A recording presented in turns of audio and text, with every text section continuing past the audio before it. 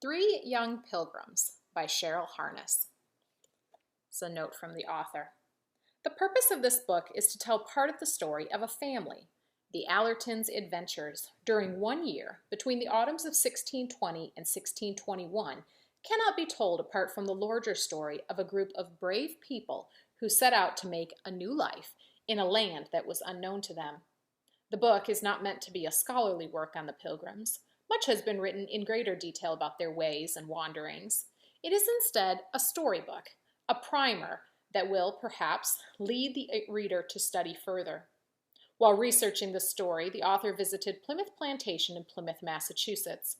This living history museum strives to give an authentic simulation of how life was lived in the 1620s. It's a trip she would recommend to anyone who wants to discover more. Mary, Remember, and Bartholomew stood on the deck of a little boat in the very middle of dark blue ocean all around. They watched for mermaids and whales, pirates, and most of all, land. Down below their feet were the dark, bad-smelling rooms for the people in their bundles. Below them was the hold full of cargo and barrels of food and water. Below all this was dark, cold seawater, where Mama said fish swam through the bones of poor, drowned sailors. It had been 60 days since the ship sailed from England. Finally, one cold November morning, there was a shouting, "Land! Land ho! 'Tis America!" The Pilgrims strained to see a pale ribbon of land. Every morning the thin line on the horizon was thicker. Mary wondered if bears were watching from behind the tiny trees. Captain Jones told the sailors to drop the Mayflower's iron anchor into the sea. Papa said, "Tomorrow we will row ashore to see if all is safe. We'll find the best place for our colony, and our new baby will be born in the new world." Mama blushed happily. To make sure everyone would stick together once they reached shore, the Pilgrims wrote an agreement. They were there to build a colony for the glory of God and in honor of our king and country. Together they would be a civil body politic, making and obeying laws for the common good. It was scary getting into the little boat. Everyone's legs were wobbly after so many weeks at sea. But then, how wonderful to run on the solid land. Mama and the other women washed their families' clothes in the water and spread them out to dry on the rocks and bushes. The children went exploring. "Don't go off too far," the mothers called. Mary thought she saw a face peeking from behind a rock, but when she looked, there was no one there. That afternoon, the Pilgrims returned to the Mayflower. It would be their shelter until the place to settle was found. It was an important decision. Finally, just before Christmas, Papa said to Mama, "We found a fine place to build. We will call it Plymouth Colony." Mama smiled. "I'm glad, Isaac."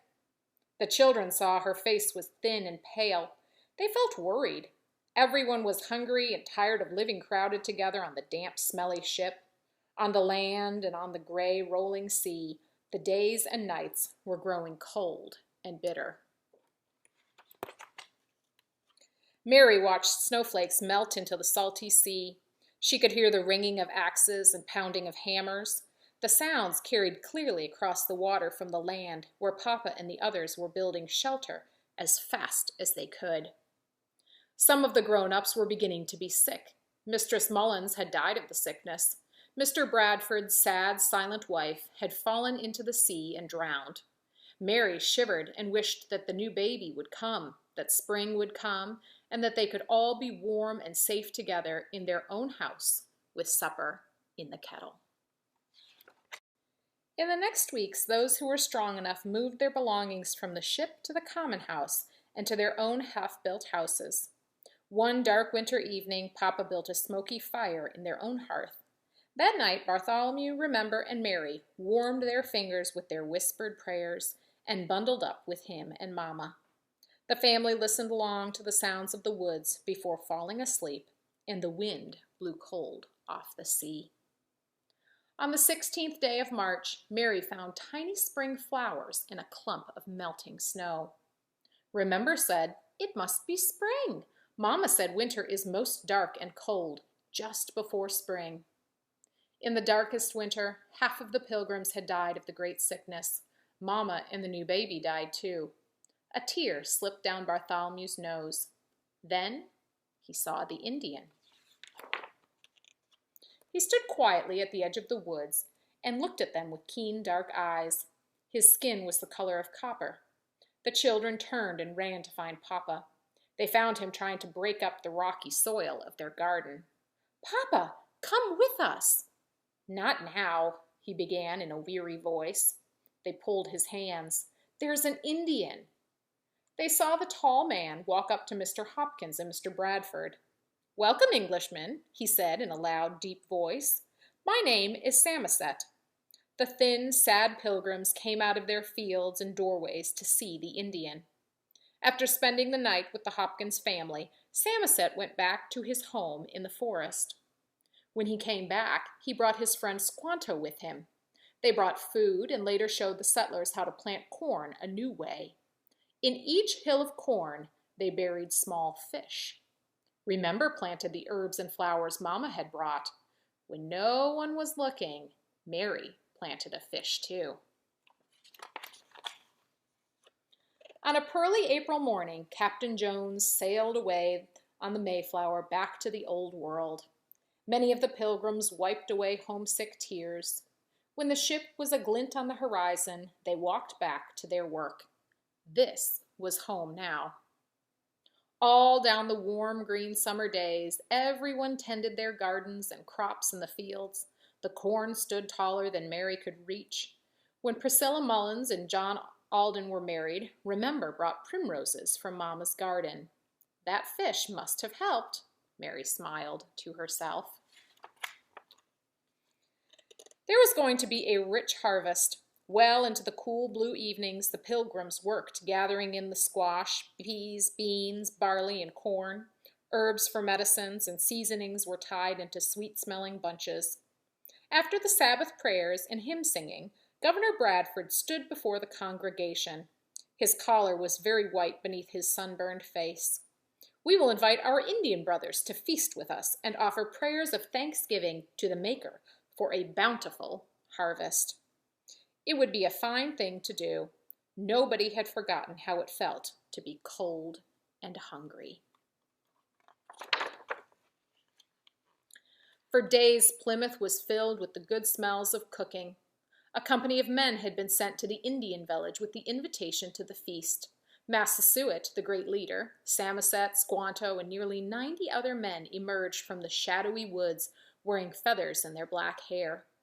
The feasting went on for 3 days. As the deer brought by the Indians roasted and food was set out on long tables, the men challenged each other to see who was strongest, whose feet ran fastest. Late at night, Papa and his children sat at the edge of the circle of firelight. There was singing, and far off they could see the harvest moon rising out of the ocean. The moon path of light might have led all the way back to the homes in Holland and England. Mary sat in Papa's lap, munching a bit of berry tart. Bartholomew asked, "Papa, are you happy we came to America?" Remember frowned at her brother. She didn't want Papa to be sad. Mary looked up into Papa's dark eyes. After a time, he said, "Your mother and I wanted to bring up our children where no king could tell us how to live and pray." He sighed. "We didn't know it would be so hard, but yes, I am happy. And what of you children? We've had a devilish hard time, and we've had to be brave. But are you happy?" Papa's voice was very soft. Bartholomew watched the fire and the men who had begun to dance and said, "I think I will be, Papa." Remember squeezed Papa's rough fingers and smiled up at him. Mary wished that Mama were there. Papa's arms tightened around her. Feeling warm and safe, she whispered, "I wasn't happy." Papa's soft whiskers brushed her cheek. The 4 of them listened to the singing and the sea. Way past bedtime, away from the fire, the moon lighted the paths leading home. Plymouth. Not long after the days of feasting, a ship was sighted.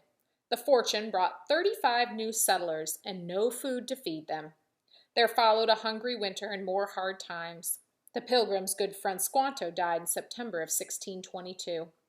The next summer, a miraculous rain came just in time to save the harvest, and 2 more ships came from England, the Anne and the Little James. Many families were reunited. Deacon Fuller's wife and Elder Brewster's daughters were aboard. 2 years later, Fear Brewster became Papa's second wife. Slowly the hungry years passed and the colony grew as the land became prosperous. The Pilgrims and their children moved to their own farms in newly created townships such as Rehoboth and Duxbury. When Bartholomew grew up, he went back to England. Remember, got married and moved to Salem. Mary became the wife of Tom Cushman, who had come over on the Fortune. They had 8 children, and when Mary Allerton Cushman died in 1699, the last passenger of the Mayflower passed from the earth. The Saints. In the days of the Pilgrims, the Church of the King was the Church of the nation, so King James's church was the Church of England. Some folks thought that the King's church should be stricter, pure and plain. Some even left it altogether. This was against the law. Even though they loved England, these people were in too much trouble to stay, so they went to Holland and settled in the town of Leyden. William Brewster, his wife Mary, and young William Bradford, who later became the governor of Plymouth, were among them. After 12 years in Holland, they and other members of their little church decided to go to America, where there was lots of land and greater freedom. Because they thought of themselves as God's chosen people, they called themselves saints. The others who sailed were strangers to them, so that's what they were called. Strangers. Besides religious freedom, the New World also offered the chance for people to own their own land. Because of this opportunity, the strangers, men, women, and children from London and southeastern England, decided to join the adventure. Many problems later, 102 pilgrims altogether sailed away on the Mayflower. Indians. Massasoit was a great sachem, or chief of the Wampanoag people. Samoset brought him to the English March 22, 1621. Massasoit and Governor John Carver worked out a peace treaty, which lasted until 1675, when the chief's son, Metacomet, known as King Philip, declared war on the English, who kept coming and coming. He lost. Squanto was the last survivor of the Patuxets. In 1614, the evil Captain Hunt kidnapped him and 19 others, as well as 7 Nauset Indians. They were sold as slaves in Spain. Squanto made his way to England, and finally, after many adventures, he got back home to find that all his people had died. The Pilgrims called to Squantum, as he was known, a special instrument sent by God. When Samoset greeted the Pilgrims on the 16th of March, they were surprised that he spoke English. He learned it from sailors who had come to fish and trade near his home at Pemaquid Point, way up north in Maine. Samoset, an Algonquian chief, came south to Wampanoag lands with the English explorer Captain Thomas Dermer, just 8 months before the Pilgrims arrived. After watching the newcomers all winter, Massasoit asked Samoset to go say hello and see who these people were. Hobomuk was one of the young leaders of the Massasoits tribe. He and Squanto stayed with the Pilgrims at Plymouth. They helped them in many ways.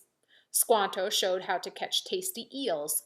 Hobomuk showed the colonists relations with the Nausets and the Narragansetts and the Massachusetts tribes.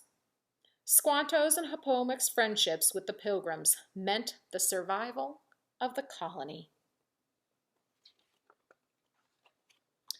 I hope you enjoyed listening to this book. My name is Julie Ford, and I am proud to be a member of the New Hampshire Mayflower Society as a descendant of Isaac Allerton, his wife, Mary Norris Allerton, and their daughter, Mary Allerton Cushman, who, along with her brothers, are depicted in this book.